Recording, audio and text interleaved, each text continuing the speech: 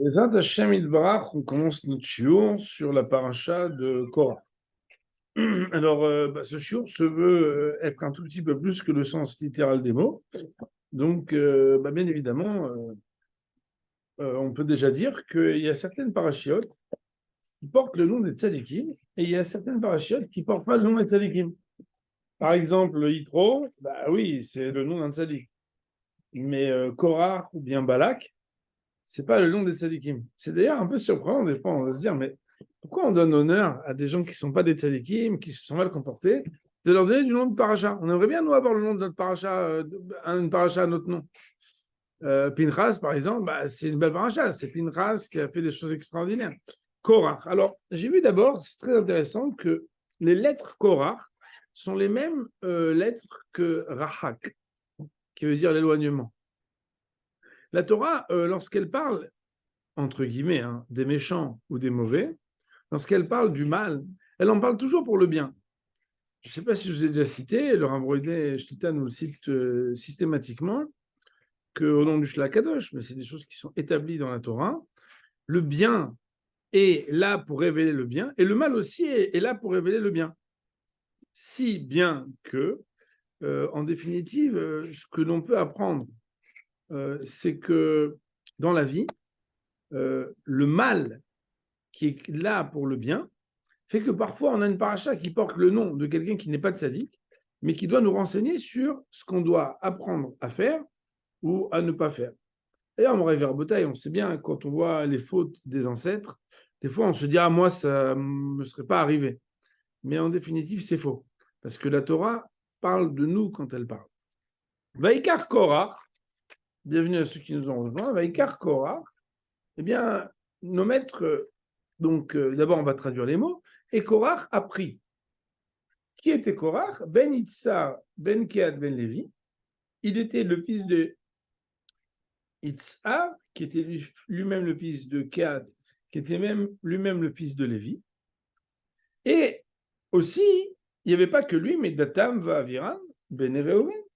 Il y avait Datan et Aviran, les enfants de Reuven. Ve'on Ben Pelet. Pardon. Datan, je m'excuse. Bene Eliav, excusez-moi, j'ai mal lu. Ve'on Ben Pelet, Ben Reuven. Alors, vous vous rappelez qu'en français, il y a des verbes en fait qui doivent avoir des compléments. Je crois qu'on appelait ça des verbes transitifs à l'époque, parce que je sais que ça a beaucoup changé les cours de grammaire de conjugaison. Et en fait, c'est les verbes où il faut qu'il y ait un CO, COD ou un COI. Vaikar, il a pris, on ne sait pas ce qu'il a pris. Dans le texte de la Torah, ce n'est pas écrit. Et d'ailleurs, c'est très intéressant puisque même quand on voit la suite, on ne voit pas ce qu'il a pris. Alors, je vous ai photocopié et partagé aussi les textes avec nous en direct à distance. Le texte du Midrash Tanchuma, qui nous commente qu'est-ce qu'il a pris Korah. Alors, dans Rashi Akadosh, vous avez en face de vous le Rashi. Rashi Akadosh, lui, nous donne quelques petites remarques déjà pour nous dire que, par exemple, Vaikar Korah, d'abord Rashi nous dit Paracha Zouyafa Nidrashet Midrash Rabbi Tanchuma.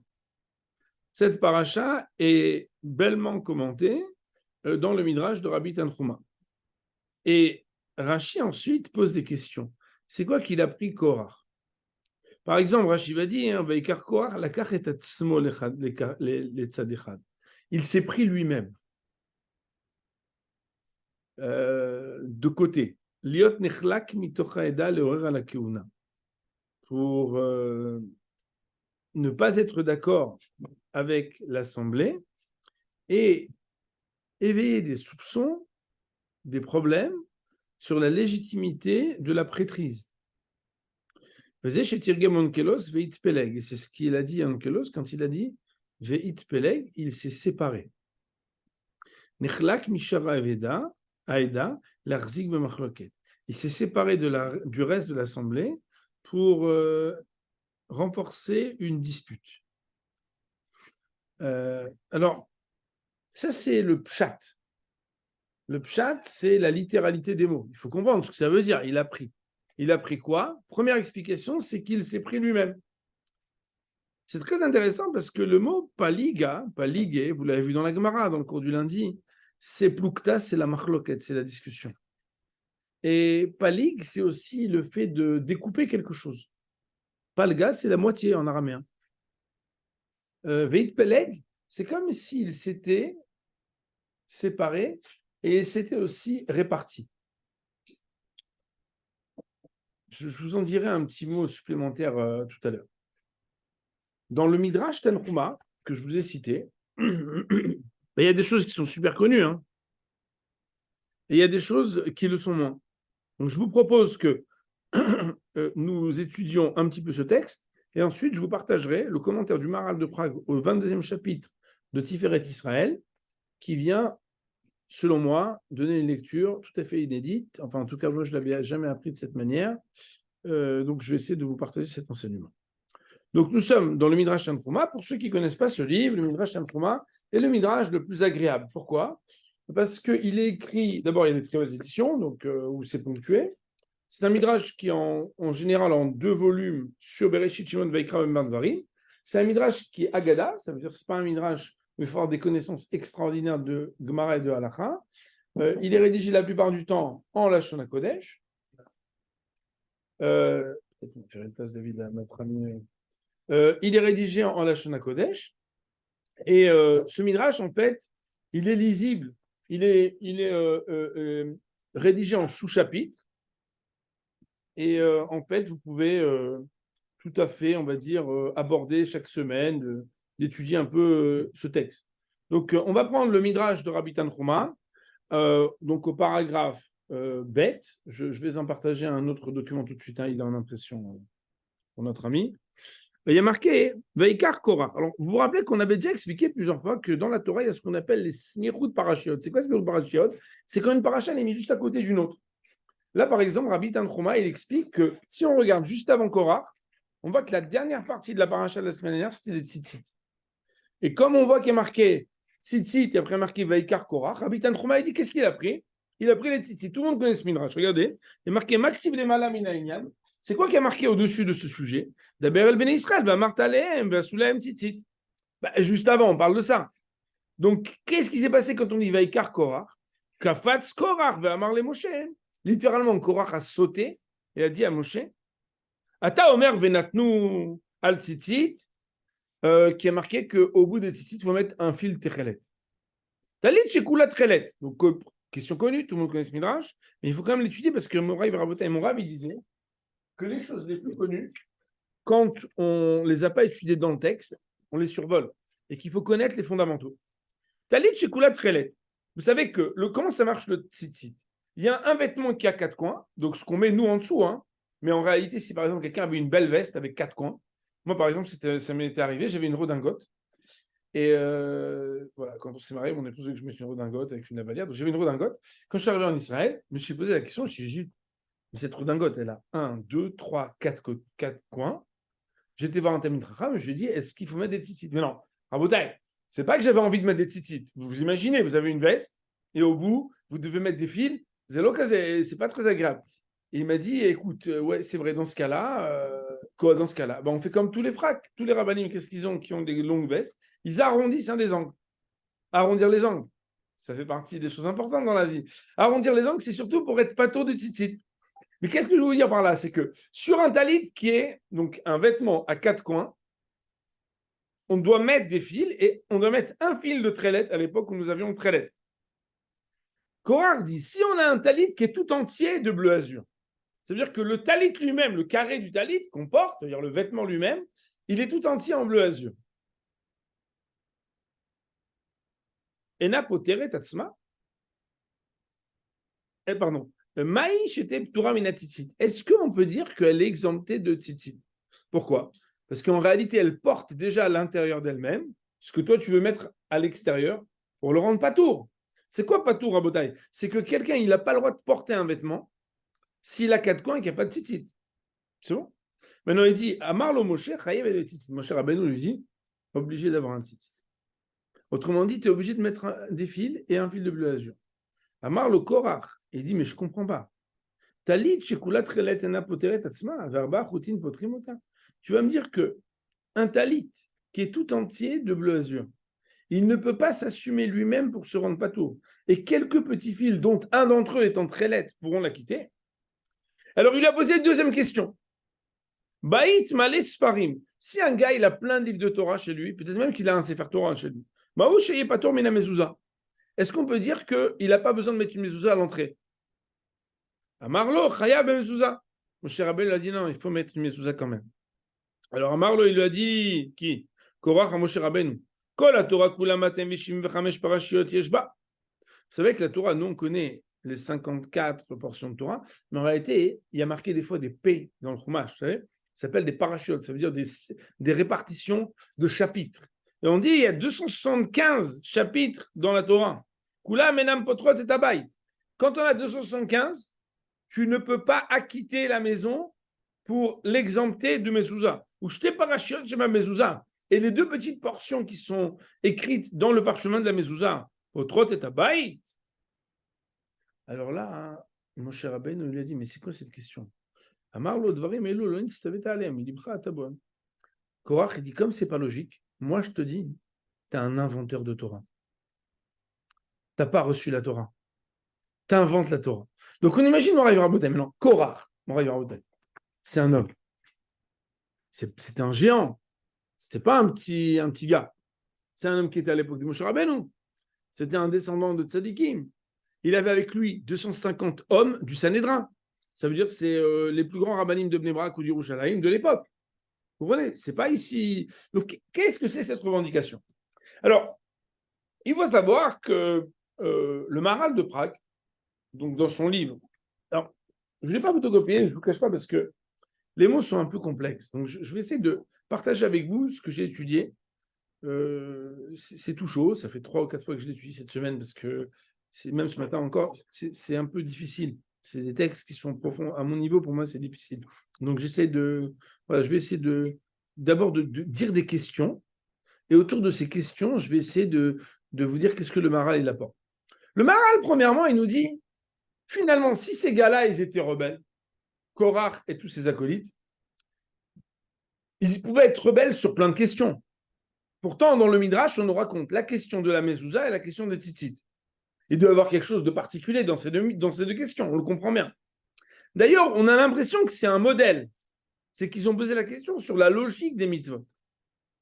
Parce qu'en fait, il a dit, si avec un fil azur ou 4 fils, on peut rendre patour un talit qui est tout entier, sans très laid. A fortiori que si c'est déjà dedans, il n'y a pas besoin d'en mettre dehors. C'est bon? De la même manière, si une maison qui est pleine de sfarim, ou pas, avec une petite maison, tu peux la rendre patour, s'il y a déjà les sfarim dedans, il n'y a pas besoin de les mettre à l'extérieur, les deux petites portions. On voit qu'il y a quelque chose ici qui se ressemble dans ces deux questions. En quoi le fait d'avoir posé des questions de cet ordre-là, et ces questions précisément, amène-t-elle Korach à dire tu es un imposteur? Et, autre question bien évidemment, quelle était l'intention de Korach? Qu'est-ce qu'il voulait? Pourquoi? Qu'est-ce qu'il lui a pris? Je veux dire, tout va bien. Okay. Donc, Rachamim nous disent que, bon, d'abord, les mots de la Torah, ils sont clairs. Hein. Je vous lis les mots de la suite de la paracha. Yakumu lifnei Moshe banashim mibnei Israël chamishum matain, donc 250 personnes avec Korach. Nessia Eda krié Moed an Shechem, on parle d'eux comme des gens extraordinaires. Ils sont tous venus veikalu al Moshe balaron veimru aleim. Ils leur ont dit Rav lachem ki kol ha'eda kulam kedoshim. On est tous des gens kadosh ici. Tocham Hashem, Hashem est présent. Pourquoi vous êtes plus que les autres, vous? Tous les mêmes. Et alors, bon, Moshe Rabbeinu de lui répondre, écoutez, prenez tous une poêle avec de la ktorette. Selon vous, votre service est agréé par Hachem comme le nôtre. On verra bien. Celui qui restera en vie, celui qui sera agréé, celui qui ne sera pas, ne le sera pas.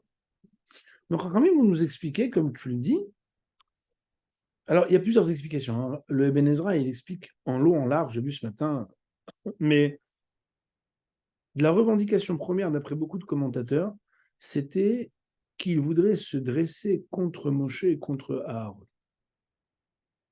Vous savez, Mori Verbotaï, qu'il y a 3 couronnes. Il y a la couronne de la Malchoute, il y a la couronne de la Keuna, il y a la couronne de la Torah. Et Moshe Rabbeinu était un peu comme le roi. Il était le Rav, il était celui qui était très honoré. Et Aaron était le Kohen Gadol. Aaron était le prêtre qui faisait le service autant que personne ne pouvait faire. D'ailleurs, ça me rappelle une histoire qui est revenue dans la Gemara de Shabbat. J'espère que je vais la retrouver facilement, mais Hashem. L'histoire raconte que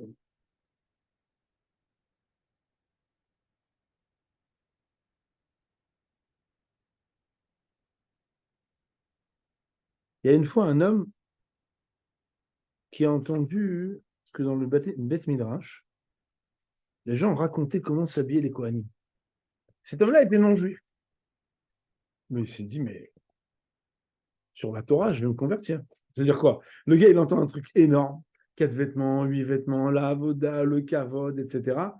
D'ailleurs, bon, il y a un de nos rabbinim qui nous a expliqué il n'y a pas très longtemps que ceux qui ont vu, pas pendant Shabbat, bien évidemment, mais la Meshihat Melech Britannia, donc l'onction et l'intronisation du roi d'Angleterre, ils ont dû voir qu'en fait, il y a énormément de choses qui sont pompées, calquées exactement sur la règle de la Torah.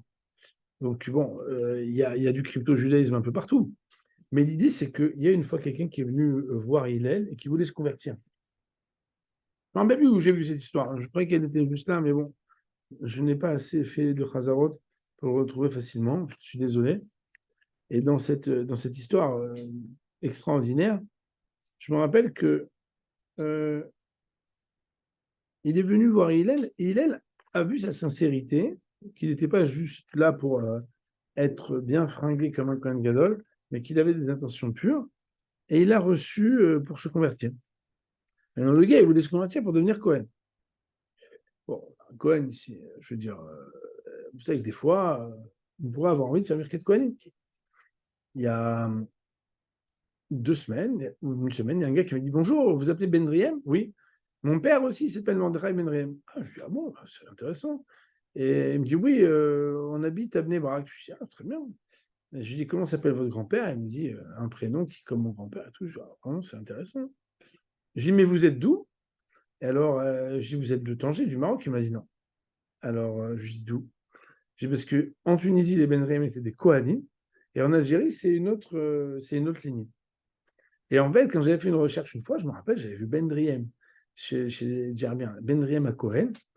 Et alors, j'avais appelé un rab, je lui ai dit, est-ce qu'il faut que je sois Rochèche? Peut-être qu'il ne faut pas que je me rende impur avec un mort, peut-être que, je ne sais pas. D'un autre côté, je me disais, waouh, Birkat Kohanim, un truc énorme, etc. C'est bon, Birkat Kohanim, c'est quand même quelque chose. Mais non, à quelqu'un, il ne peut pas devenir Cohen. Cet homme-là, hein, quand il se convertit, bah, le gars, il va aller jusqu'au bout. Donc, il a dû peut-être se dire, tu commences par Israël, c'est l'économie. Après, la première économie, c'est Lévi. Puis après, tu passes en first, quoi, ou en première. Puis là, t'es Cohen. Bon, il y en a qui ont de l'avance, au prochain. Mais en réalité, cet homme-là, il a étudié un texte qui parlait que pour devenir roi, on est obligé d'être descendant de Yehuda. Et que celui qui ne descend pas de Yehuda, il ne peut pas. Lo yasso shevet mi Yehuda.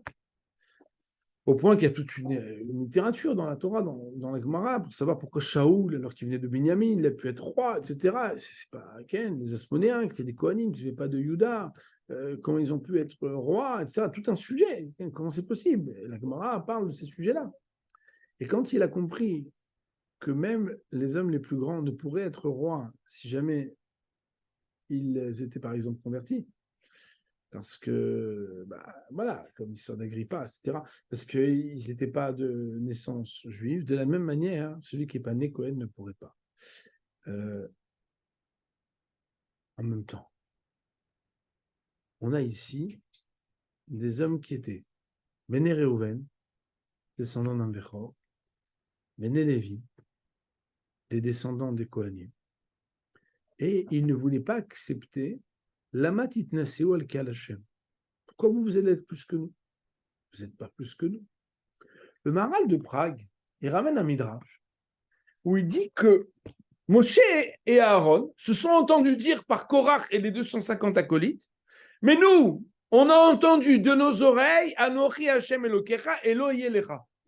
Parce que comme vous le savez, on arrive à Rabotai, Anochi Elo Yelecha, mi pi agvura shemarnum. Tous les juifs ont entendu Anochi Elo Yelecha. Alors la Gemara dans Shabbat Daf Pechet raconte qu'on a eu un vrai problème. C'est quoi? C'est quand on a entendu ça. Parha Nishmata. On a dû avoir Tal Tchia, la rosée de résurrection, parce que tout le monde est mort. Les Neshamot ne supportaient pas le choc spirituel d'entendre ces vérités tellement puissantes que sont les deux premières paroles. Mais Korah, il a dit à Moshe Rabbeinu, il y a un truc qui ne va pas. Toi, tu nous racontes plein d'alachot, tu nous donnes plein de dinim. Mais Hachem, quand il a voulu nous parler, il nous a parlé.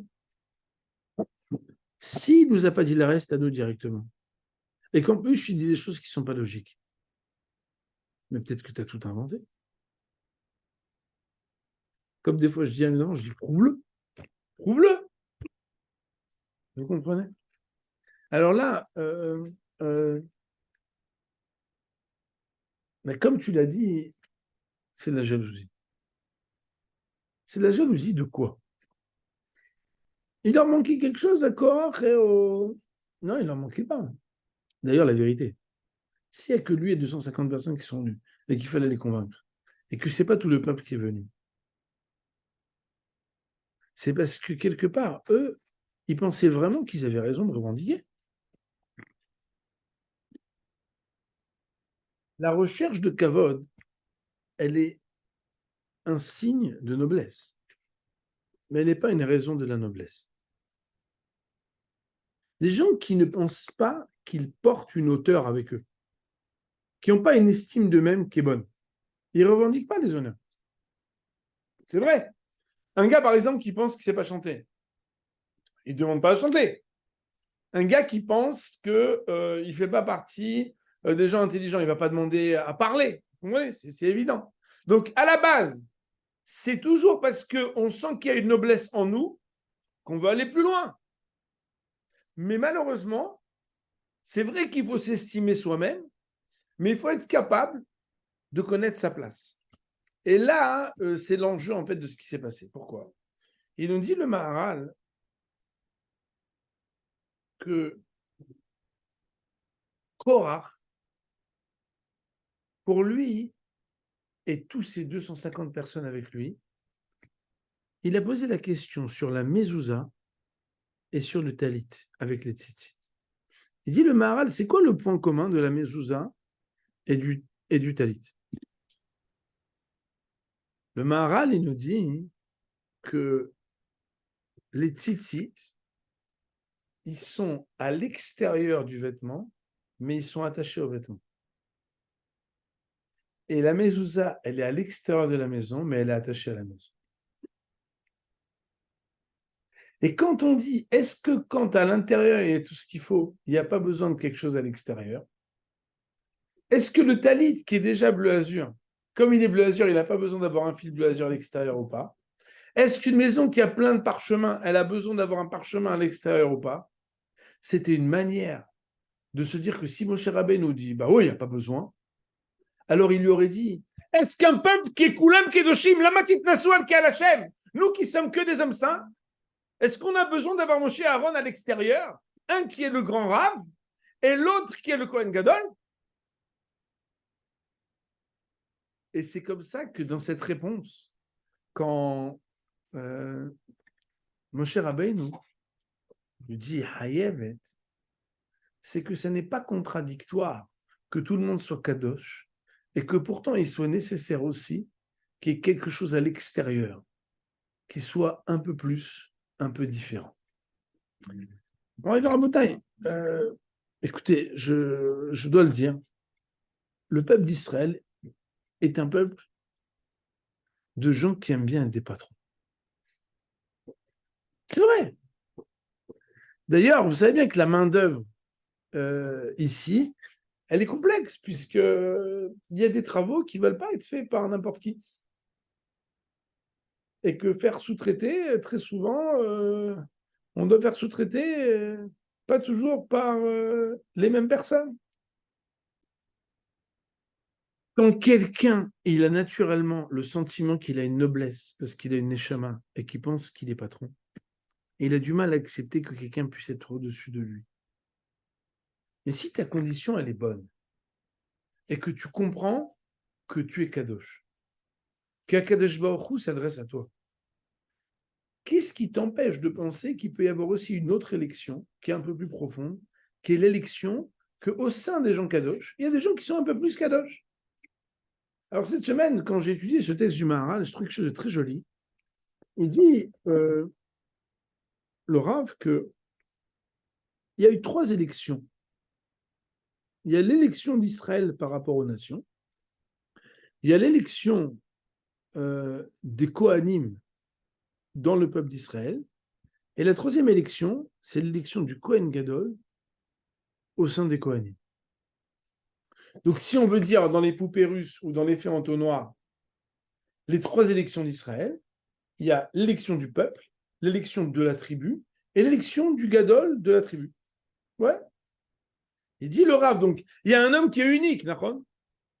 Si on devait dire que l'élection, c'est donner une place centrale à quelqu'un, il dit le Rav, il y a un très beau remèze dans le nom à Aaron. Pourquoi? Les centaines, comment on les dit, mon Rabbi Rabota, en Gematria? Kouf, Resh, Shin, Tav. Kouf 100, Resh 200, Shin 300, Tav 400. C'est quoi la lettre qui parle de la valeur intermédiaire des centaines? Si la valeur maximum des centaines en hébreu, c'est le Tav qui est 400, la valeur intermédiaire, c'est qui? C'est le Resh, puisque le Resh, il vaut 200. Donc, retenons le 200 qui est le centre des centaines. Maintenant, avançons et regardons maintenant les dizaines. Quelle est la lettre qui représente le centre des dizaines? Yud, c'est 10 et Kouf, c'est 100. Entre les deux, il y a Yud, Kaf, Lamed, Mem, Nun, Samer, Ain, Pet, Tzadik, Kouf. Le Nun, c'est 50, c'est la moitié de 100. Donc, retenons aussi le Nun. Il dit le Rav, mais si maintenant on va dans les unités et on cherche ce qui est central, ce qui va être élu comme le centre des unités, de Aleph jusqu'à Yud, quelle est la lettre qui représente le centre? Aleph, Bet, Gimel, Dalet et Hey, Vav, Zain, Chet, Tet, Yud. Le Hey, il dit le Rav, donc on cherche l'être qui pourrait être éventuellement élu parmi tous, c'est Aleph, parce qu'il est élu, et Resh, Nun, Aharon. Aharon est celui qui est la personne élue au sein du peuple d'Israël pour être la personne la plus spéciale. On sait bien que le Kohen Gadol, c'était l'homme qui, lui, entrait au Kodesh HaKodashim, qui avait préséance au service divin dans le temple, et qui était la référence suprême du rapprochement à Hachem. Maintenant, bien évidemment, mon Rabbi Rabotai, on ne parle pas de gens qui voulaient être des stars de la pop, ni des gens qui voulaient briller dans une entreprise de routeurs. On est en train de parler de gens qui voulaient s'approcher de la Kodesh Baruch Hu. Ils auraient voulu s'approcher d'Hachem plus. Pourquoi vous, la Matit Nassou, Al-Kal Hachem, pourquoi vous allez être plus dans la Torah, vous allez être plus proche d'Hachem que nous? D'un côté, on se dit, mais c'est formidable d'avoir cette ambition. Oui, c'est formidable d'avoir cette ambition. Mais il faut être capable d'apprécier sa place. Il faut être capable d'accepter qu'un homme, il peut être heureux que s'il connaît sa place. Sa place, ça veut dire qu'il faut avoir l'appréciation de ce qu'on a, l'ambition de devenir mieux, mais pas de prendre la place d'un autre. Parce que si l'autre, il a une autre place, c'est sa place à lui, c'est pas ma place à moi. Le Maharal, il continue, il dit quelque chose d'extraordinaire. Il dit que le tzitzit et la mezouza représentent 2 choses très importantes. À propos des tzitzit, il est dit Ur item, usrartem, va'asitem, on en a parlé un petit peu la semaine dernière. Et vous regarderez, et vous vous rappellerez, et vous réaliserez. C'est la dimension du naasé, de l'action. Entre Moshe et Aaron, qui représente plus l'homme d'action, qui représente plus l'homme d'étude? Aaron, c'est l'homme d'action. C'est celui qui est au Beth Amikdash. Le Hamouda Avoda, le pilier, celui qui montre l'exemple de la Avoda, c'est celui qui fait les korbanot au Beth Amikdash. C'est Aaron à Cohen. Aaron représente le fil Techelet du Ham Israël. Il est attaché au peuple, mais il n'est pas mélangé au peuple. C'est celui qui permet d'être la référence qui va amener les Bnei Israël à observer, se rappeler et appliquer les mitzvot. Ça ne peut pas être uniquement au sein du peuple. D'ailleurs, Moraï Veravotaï, on le sait bien. Nos Chachamim nous disent qu'il y avait 10 miracles dans le Beth Amikdash. Quand on imagine ce qui se passait au Beth Amikdash, quand on apprend la Avodat à Korbanot, ça nous donne beaucoup de force dans notre application des mitzvot. D'ailleurs, je ne vous cache pas, quand quelqu'un il voit le Kohen qui fait le Birkat Kohanim, première fois qu'on vient dans une synagogue, alors bon, nous on est très familiers, mais c'est impressionnant. Pourquoi il fait ça? Il va, il met son talit, il commence à... Je ne sais pas, si vous avez déjà amené des fois des amis qui ne sont pas très religieux, on a l'impression qu'il y a un truc magique. Ah, c'est lui qui nous bénit. Presque après, on dit alors on peut lui demander d'autres bénédictions. Et Kélou, il est plus que les autres et tout. Alors qu'en fait, lui, avant de commencer sa bénédiction, il y a un Yiratson où il dit Hachem, c'est parce que toi, tu m'as demandé de bénir que je bénis, mais moi, en fait, je suis rien de plus que toi. C'est toi de qui Hachem, il vient la bénédiction, etc. Donc, il y a tout un Yiratson. Le Kohen, il faut qu'il reste à sa place. Mais d'un autre côté, on se rend compte que le Kohen, il représente ce qui amène à la réalisation des mitzvot parce qu'il représente la avoda du Beth Amikdash. C'est bon? Il dit le Rav, et il y a le Nasé, il y a le Nishma. C'est l'étude. Quelle était la question qui a été posée après la question concernant les tzitzit? C'est la question d'une maison pleine de livres. La maison pleine de livres, c'est s'il y a plein de gens qui sont comme des livres. S'il y a des hachamim, il y a des avrichim, il y a des Baal Batim qui viennent étudier tous les matins. Wow. Hein? Et donc, c'est tout le monde. Alors, à quoi bon avoir besoin d'une mezouza à l'extérieur? Est-ce que deux petites portions vont nous rendre pas tour? La mezouza, c'est le symbole de Moshe Rabbeinu. Oui, il y a une nécessité. D'ailleurs, mon rabotaï, vous savez, chaque endroit, il doit avoir un rave. Pourquoi? Il y a des bêtes mirages, je dis non, il n'y a pas de rave ici. Pourquoi il n'y a pas de rave? Un rave, c'est essentiel. Non, il n'y a pas besoin. Bien sûr qu'il y a besoin. Parce que le rave, c'est celui qui enseigne la Torah. Oui, mais on étudie, bien sûr on étudie. Mais en même temps, c'est pas parce qu'on étudie qu'on n'est pas capable de comprendre qu'il y a un homme qui reçoit la Torah et qui nous la transmet. Et depuis que Akadosh Baruch Hu a donné la Torah à Moshe Rabbeinu, un homme il doit être capable de se faire un rave. Les commentateurs ils disent, même s'il n'est pas parfait, parce que bien évidemment, dans un peuple de patrons qui étudie la Torah, pour être un rave, il faut être quelqu'un de parfait. Quelqu'un qui, sous prétexte qu'il ne connaît rien, il a un rave. C'est facile, pourquoi? Parce que comme il ne connaît rien, il est obligé d'appeler le rave. Mais quelqu'un qui commence à comprendre un peu la Torah, quelqu'un, allez, qui représente un peu une maison pleine de livres, ça devient un peu plus difficile pour lui de mettre une mezouza. Ça devient un peu plus difficile pour lui d'admettre qu'il faut encore qu'il apprenne et qu'il écoute un rave. La grandeur d'un homme, c'est que même quand il est grand, il peut admettre qu'il y a des gens qui sont plus grands que lui. D'ailleurs, nos hachamim nous disent, qui est Talmid Hacham? Celui qui reste Talmid même quand il est Hacham. Il reste un étudiant même quand il connaît. Bon, il verra Botaï. Quand on écoute ça, on comprend très différemment le Midrash Tanchuma qu'on a lu tout à l'heure. On a l'impression de se dire, ouais, ils ont pris des questions au hasard, ils ont posé des questions de logique. D'après le Maharal, c'est extraordinaire. Ils sont venus revendiquer la place de Moshe Rabbeinu et du Kohen Gadol à Aaron en disant, vous avez pris la place, mais on n'a pas besoin de gens comme vous. Nous, on est comme vous, on a écouté la Torah, on a les mitzvot. Vous n'avez rien à inventer, on n'a pas besoin de votre intermédiaire. En interrogeant sur la paracha des Tzitzit et en interrogeant sur la paracha de la Mezouza, ils ont mis en avant le fait que comme il y a beaucoup de grands hommes dans le Ham Israël, on n'a pas besoin de leaders. D'ailleurs, je ne veux pas critiquer le monde politique parce que si je vous dis ce que j'en pensais, ce serait très problématique. Mais le sujet de trouver des dirigeants, c'est un sujet qui est complexe. D'ailleurs, mon Rav Rabotai, quand Akadosh Baruch Hu, il a choisi des dirigeants dans Am Israël, quand il a choisi Moshe Rabbeinu, comment il a choisi? Le Midrash raconte. Il a vu que c'était un berger. Il a vu qu'il s'occupait des animaux. Hachamim nous disent qu'il laissait d'abord les tout petites bêtes aller manger parce qu'elles n'avaient pas les dents. Après, il retenait les bien portants, il envoyait les vieilles bêtes parce qu'elles ne pouvaient pas sinon affronter la concurrence avec les autres. Il laissait manger et après seulement il laissait les vaillants. Akadosh Baruch Hu dit, si c'est comme ça que tu t'occupes du troupeau de ton beau-père, je veux maintenant que tu t'occupes de mon troupeau. David Ameller, mon Rav Rabotai. On a dit au prophète Samuel, il va falloir chercher un enfant de Ishaï. C'est un des fils de Ishaï qui va être le roi. Il a cherché chez tous les fils, il n'a pas trouvé quelqu'un qui était à ce niveau. David Ameller, n'étant même pas prétendant, il était Nehba ben Akelim, il était caché. Il ne pensait pas une seule seconde que ça pouvait le concerner à lui, mon Rav Rabotai. Et c'est lui qui était David, Melech Israël, Haï Vekayam. Lama titnaseu al Ke'al Hashem. Akadosh Baruch Hu, il a élu.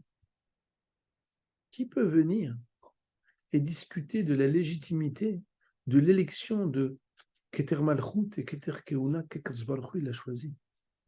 Seulement, quand quelqu'un il pense qu'il n'est pas noble, quand quelqu'un il pense qu'il n'est pas kadosh, quand quelqu'un il pense qu'il n'est pas dans la Torah, il n'a pas de gêne à dire ah lui c'est un rabbin, ah c'est avec lui qu'il faut parler, lui c'est un Kohen, moi je ne suis pas. Mais quand quelqu'un il commence à dire Kulam Kedoshim, il faut faire attention. Parce que quand on commence à étudier, des fois, à cause de ça, on peut avoir le mauvais penchant de dire Lama titnaseu al Ke'al Hashem. On commence à croire que parce qu'on comprend quelque chose, on n'a plus besoin de référent. On n'a plus besoin de garder au-dessus de soi. Quelqu'un qui reste une référence peut être un Rav, il peut être un Kohen Gadol. Je terminerai mon Rav Rabotai en vous disant quelque chose qui est dans le Maharal ailleurs. Tout le monde connaît la Gemara dans Yoma, d'Aftet Amoudben. La Gemara dans Yoma, elle parle des différences entre les raisons de la destruction du premier temple et du second temple. Tout le monde connaît cette Gemara d'Aftet Amoudben dans Yoma. Premier temple, il y avait les trois Averot. Gilou Erayot, Shvichudami, Amoudazara. Second temple, la Gemara dit, mais là-bas, il y avait Torah, Mitzvot, Miut, Chassadim. Alors pourquoi il a été détruit? Et nos Chachamim nous disent, parce qu'il y avait la sinatrina, la haine gratuite. Et c'est pour te dire que la haine gratuite, elle est plus forte que les trois Averot, Gilou Erayot, Shvichudami, Amoudazara. Le Maharal de Prague, il explique que dans le second temple, pourquoi le second temple a été détruit? Il dit le Maharal, un lieu unique pour réunir autour d'un Dieu unique, avec un Kohen Gadol unique, c'est uniquement si on parle d'un peuple qui est uni. Mais si le peuple, il se chamaille, si le peuple, il se dispute, si le peuple, il est désuni, on ne peut pas réunir dans une seule synagogue de communauté, vous le savez bien. La blague dit que dans une île déserte, on construit deux synagogues. Une dans laquelle on va, et une pour dire, je vais à celle-là et pas à la deuxième. Comment on va pouvoir réunir deux communautés qui se chamaillent? C'est impossible. Comment on va pouvoir réunir Am Israël dans un temple si Am Israël n'est pas Berdout? La question de l'unité, elle est la question de la hiérarchie, elle est la question de ne pas remettre en cause qu'on est tous kadosh. Mais ce n'est pas parce qu'on est tous kadosh qu'on n'est pas capable de donner quand même la direction, d'accepter qu'il y a quelqu'un au-dessus, d'accepter que quelqu'un va être mis en avant et que la représentativité, elle est une condition nécessaire au fonctionnement d'un peuple.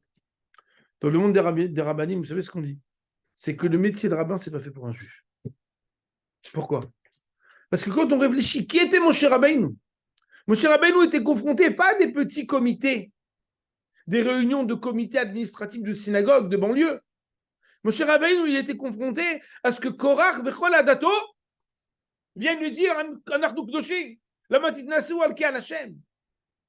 Et nos Chachamim nous disent que la marloquette, c'est tellement grave que c'est le seul endroit dans la Torah où on voit que même les bébés sont morts. Parce que la marloquette, c'est le pire poison. Je terminerai en vous disant un commentaire extraordinaire. Il est marqué dans le Pirkei Avot, 5e chapitre, c'est quoi la mahloket de Shem Shamaim? Il est le Shamaim. Une mahloket de gens dévoués, c'est il est le Shamaim. C'est quoi la mahloket? Chez l'eau de Shem Shamaim, Korach ve'adato. Korach et ses acolytes. Korach, c'est acolyte. Mais non. Si tu dis à Machloket Leshem Shamaim, c'est les Shamaim. Machloket Sheina Leshem Shamaim. Ça doit être Korach et ses acolytes contre Moshe. Korach et Moshe. Pourquoi Korach va à Dato? C'est faux. Ils étaient ensemble. En réalité, mon révérend Botaï, quand même, ils expliquent que on n'est pas en problème avec l'autre si on n'a pas un problème avec soi-même. Le monde politique qui revendique le kavod, aujourd'hui, c'est deux ensemble contre le troisième. Mais si le troisième est défait, demain, c'est moi contre mon meilleur ami. Parce que le but du kavod, c'est d'avoir tout le kavod pour soi. Et on le voit bien, moi, vers Botaï. Comment la politique se fait? Il y avait un parti, mais comme il y en a qui ne sont pas d'accord, ça devient deux partis. Et dans le deuxième parti, comme il y en a pas qui ne sont pas d'accord, alors ça devient 2 fois 2, 4. Et que des fois, on peut être dans des pays où il y a presque autant de partis politiques que d'habitants. Pourquoi? Parce qu'en réalité, la désunion, elle vient de la recherche de kavod. Le kavod, on ne le revendique pas si on n'a pas quelque chose de noble. Kulam kedoshim. C'est parce qu'un Israël a une kdusha, c'est parce qu'un Israël a une neshama, c'est parce qu'un juif, ça déborde toujours. Il y a toujours des énergies extraordinaires à l'intérieur. Mais est-ce qu'on est capable de cadrer? Est-ce qu'on est capable de renoncer pour donner une place à quelqu'un au-dessus de nous? Ça, c'est une question qui est complexe et qui est la question de la paracha de cette nuit. On va dire pour aujourd'hui, Baruch Olam, Amen.